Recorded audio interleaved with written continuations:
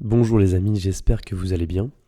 Alors aujourd'hui, je voulais juste vous donner un petit tips, entre guillemets, pour ceux qui veulent tester l'auto-hypnose chez eux, qui ont envie d'aller un petit peu plus loin, qui ont envie de découvrir cet outil pour simplement parfois apaiser des peurs et se dire en fait l'hypnose ça peut être vraiment être cool à tester, à explorer.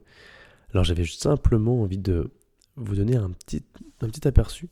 C'est un exercice assez simple. Vous vous posez la question de euh, quand vous êtes dans une situation où vous êtes vraiment attentif. Vous voyez, comme si vous étiez happé dans l'expérience.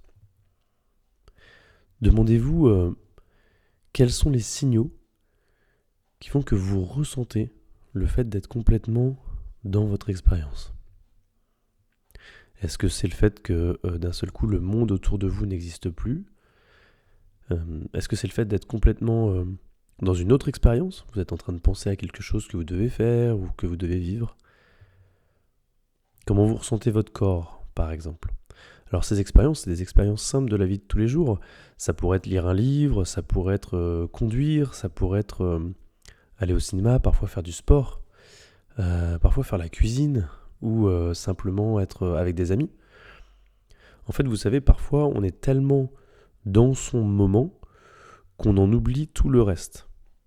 C'est comme si rien ne comptait et que là, l'instant présent était le plus important. La question que je vous pose, c'est qu'est-ce qui se passe à ce moment-là? Comment le corps, vous le percevez? À quoi vous pensez? Qu'est-ce que vous voyez?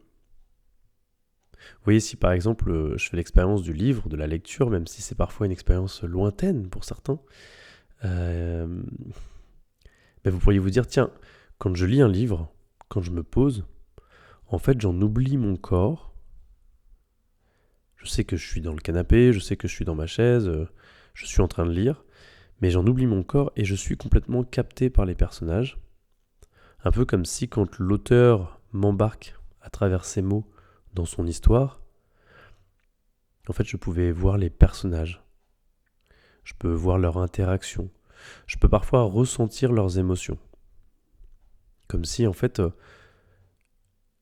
je pouvais me projeter dans les lieux dans lesquels ils évoluent.